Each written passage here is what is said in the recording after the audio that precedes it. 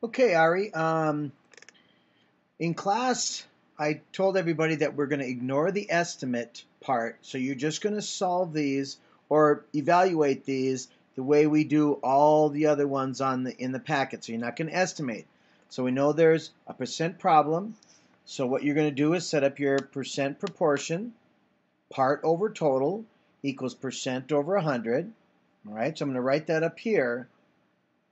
Part over total, so that's like a fraction, and then that equals percent over 100, because we know a percent is really a fraction of 100, just a special number that reflects that. So now in this one, we're going to write our skeleton proportion. We know this number always is 100, and then this number is our percent, and since I see that I have 74%, obviously that goes there. Then, this is our total, which is the next easiest to find, whether it's in a problem like this or a word problem. And the out of number tells us that, because percent, remember, I said was part of something.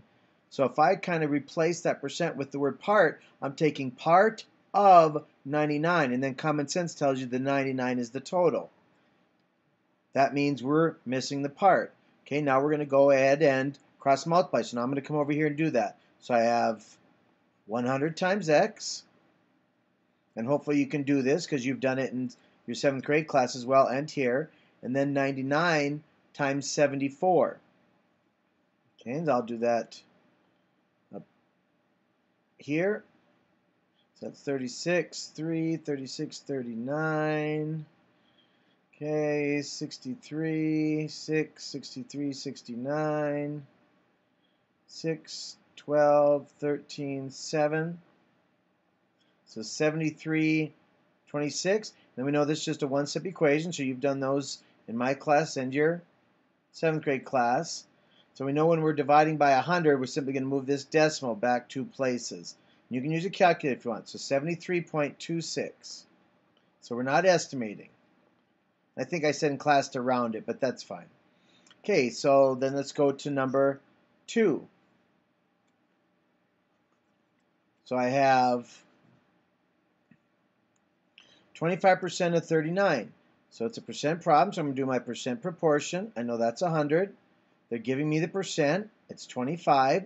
And I know my out of number, like when you write a fraction, 23 out of 49. The out of number tells you that this is the total. So I'm looking for the part. Again, I'm going to cross multiply. So let's do that over here. So 100 times x and 25 times 39. Well, I know 40 quarters is $10, and I only have 39 of them, so I know that's going to be 975. Okay, then divide by 100. Divide by 100. They cancel. Again, when I divide by 100, I just move the decimal back 2 places. So 9.75. Okay, all right, next one. Okay, 52% of 10. So we know we're a little bit more than half of 10. So a little bit more than half would be 5 something. So at least we have an idea of what it is. So again, let's set up our percent proportion. We know that the total, or that number is 100. We do have a percent. It's 52, so that goes here. Remember, if you forget, here's your percent proportion. Okay? All right. The out of number is 10, so that's our total. And so we need our part. So again, cross multiply. So I have 100x equals 10 times 52. Just add a 0 at the end. That's 520. Divide by 100. Divide by 100. They'll cancel. And again, when you divide by 100, just move the decimal back 2 places. So 5.2. Okay? All right, let's do a couple more. Let's go down, though. All right. So let's do the little word phrases. All right, so same thing. It says 48% of 30 is what number? So we know it's a percent problem, so we do our percent proportion. We know that's 100. Are they giving you the percent? Yep, right there. So that's 48. And they're asking you what part of 30 is about. So we know the out of number is 30. So that makes this our x. So cross multiply. So I have 100x equals 30 times 48 is going to be 1440. Okay, divide by 100. Divide by 100. They cancel. Again, if you move your decimal back 2 places, you get 14.4. Okay, let's do one more on that. Okay, 26% of 36 is about what number? All right. So we know it's a percent problem. So again, our percent proportion, same thing every time. We know that's 100. We know our percent is 26.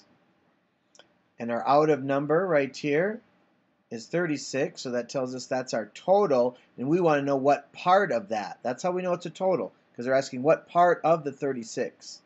Okay, cross multiply. So we have 100x equals 36 times 26. I have to multiply that.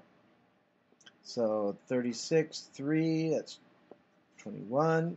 Go over 12, 6, 7. So that's going to be 936. Okay, divide by 100. Divide by 100. And x equals 9.36. Okay, all right, let's do a couple of word problems. All right. Rodney's weekly gross pay is $91. So gross pay is what he makes before they take any taxes and stuff. It says he must pay about 32% in taxes and deductions. That would be way too much for what he made, but I didn't make up the problem.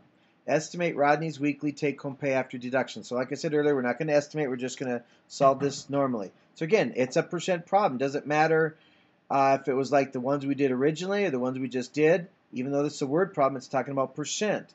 So we're going to do our percent proportion. We know that's 100. So in the word problem, are they giving us the percent? And they are right here. It says 32%. So we're taking part of something. We're taking 32%, which is about a third.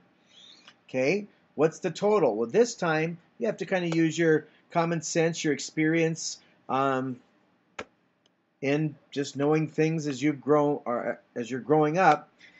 So his total pay was $91. That's how we know that that goes here, because that's what gross pay. That's all the money he made. So we want to know what part they took out for taxes.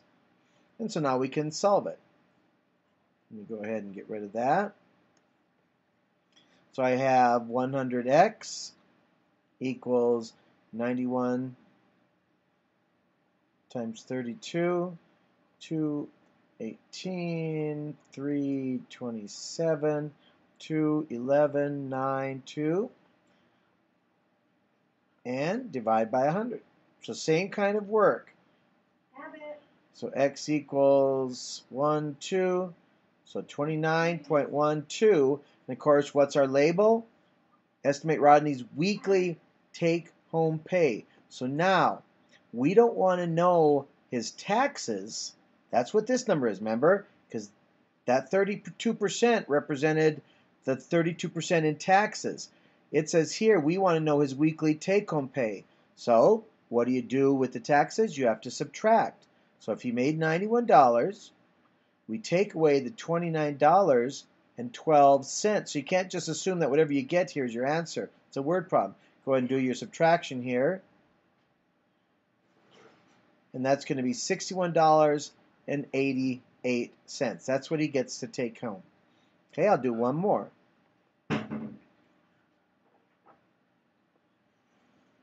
Okay, get rid of all this stuff. All right, last one. Let me see, let's just do 15. In the last school election, 492 students voted.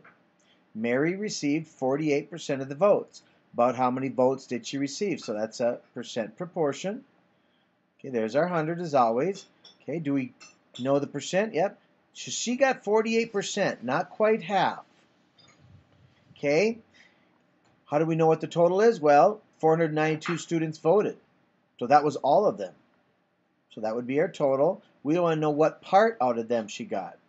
So do your cross multiplying. So you have 100x equals 492 times 48, 16, 73, 32, 39, 8, 36, 16, 19, 6, 11, 16, 13, 2.